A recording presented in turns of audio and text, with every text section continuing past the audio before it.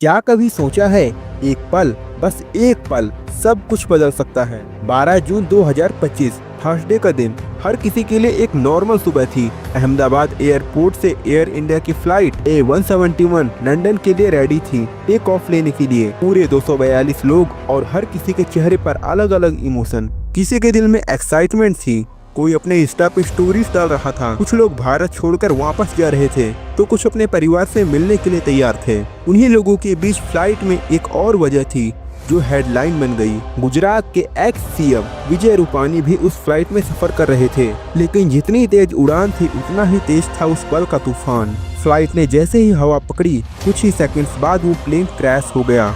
एक residential area के बीचों बीच जहां वो क्रैश हुआ वहां एक मेडिकल कॉलेज था और लंच टाइम के कारण ज्यादातर स्टूडेंट्स हॉस्टल के अंदर ही थे।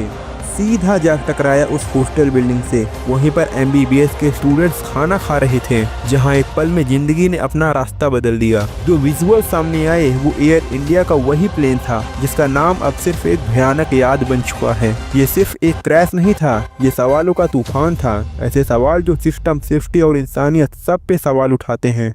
तो चलिए समझने की कोशिश करते हैं कि आखिर ये सब कैसे हुआ, क्या वजह थी इस क्रैश के पीछे और क्या इसे रोका जा सकता था। 12 जून दोपहर के 1:48 एयर इंडिया फ्लाइट A171 ने टेक ऑफ किया अहमदाबाद से लंदन के लिए, लेकिन हवा में जाते ही प्लेन ने अपना रास्ता छोड़ा और सीधा क्रैश कर गया मेघानी नगर के पास एक मेडिकल कॉलेज हॉस्टल की बिल्डिंग से। प्लेन में 230 पैसेंजर्स और 12 क्रू मेंबर्स थे। जिस वक्त क्रैश हुआ आसपास के 2 किलोमीटर तक सिर्फ धुआं ही धुआं छाया हुआ था। हर तरफ पैनिक, लोग समझ गए थे कुछ बहुत बड़ा हुआ है। जितने लोग फ्लाइट में थे 241 पैसेंजर्स, कोई भी बचा नहीं। और सिर्फ प्लेन के अंदर ही नहीं, उसके नीचे जमीन पर भी मौत ने दस्तक दी।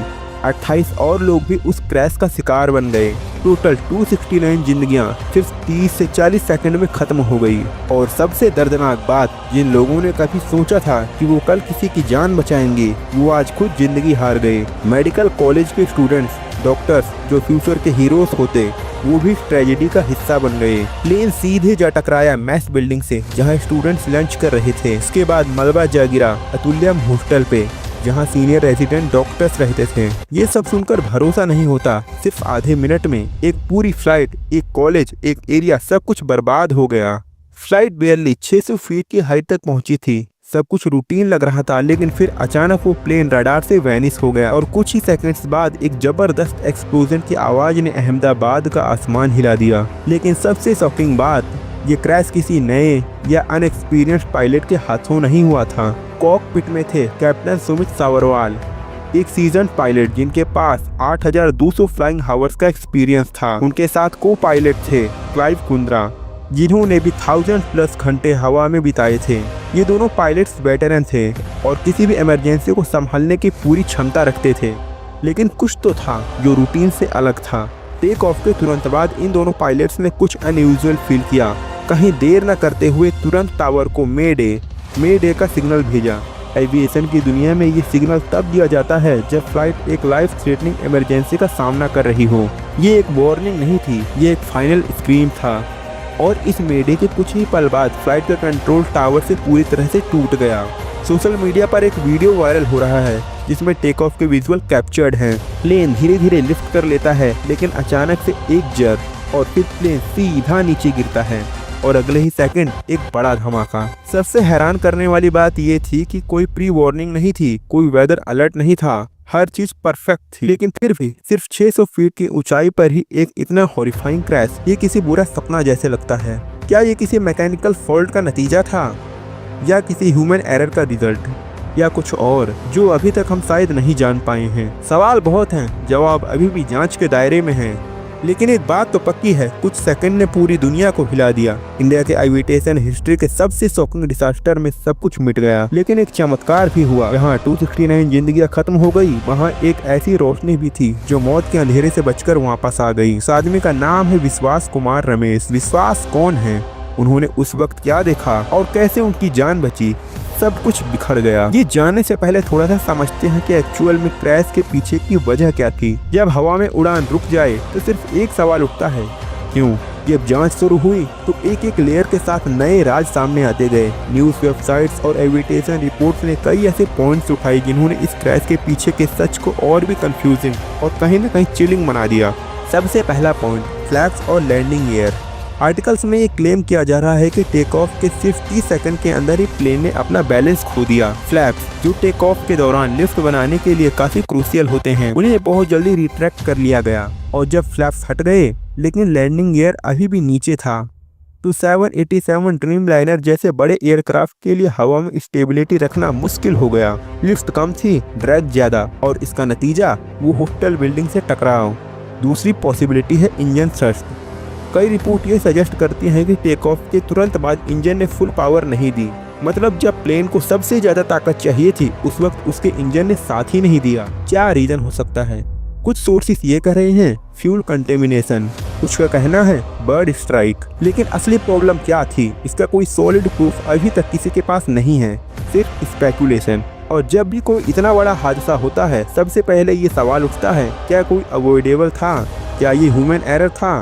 क्या सिस्टम ने फेल किया? जितना भी रिसर्च करो उतने नए पहलू सामने आते हैं। जैसे ही ये क्रैश हुआ सोशल मीडिया पर एक और चीज वायरल होने लगी।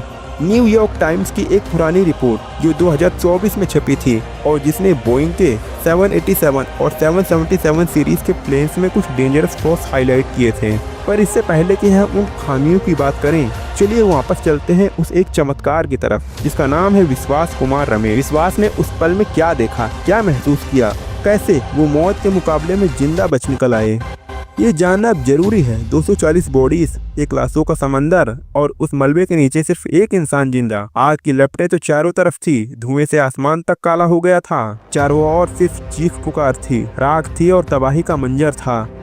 लेकिन उसी बिखरी हुई दुनिया में एक सांस अब भी चल रही थी, एक धड़कन जो उस दिन को मौत से जीत गई।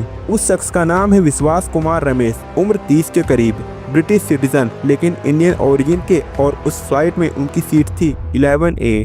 क्रैश के बाद जब रेस्क्यू टीम ने सर्च शुरू की तो उन्हें मृत शरीरों के बीच एक जिंदा इंसान मिला। जख्मी थे, होश अधूरा था लेकिन जिंदा थे, हॉस्पिटल में एडमिट हैं और डॉक्टर्स कह रहे हैं कि उनका बच जाना किसी मायरेकल से कम नहीं। विश्वास के भाई का कहना है, हमें कुछ समझ नहीं आया कि वो कैसे बच गए। एविएशन एक्सपर्ट्स का मानना है उनकी सीट 11A इम्पैक्ट के वक्त सबसे पहले एयरक्राफ्ट के मेन स्ट्रक्चर से अलग हो गई थी और इसी वजह से क्रैश का फुल फोर्स उन तक नहीं पहुंचा।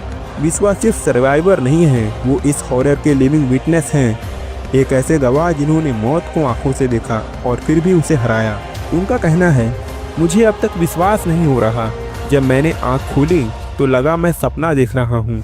मैं सिर्फ 5 से 10 सेकंड के लिए बेहोश था, लेकिन जब होश आया तो मेरे आसपास सिर्फ आग थी, धुआं था और शांति थी, वो वाली शांति जो सिर्फ मौत के बाद होती है। उन्होंने ये भी बताया कि जब प्लेन ने टेक ऑफ किया उसके तुरंत बाद एक धमाका हुआ और सब कुछ अंधेरा हो गया। सोचो अगर एक सीट ने एक जिंदगी बचा ली तो क्या एक डिसीजन, एक टाइमली एक्शन 269 जिंदगियां बचा सकता था?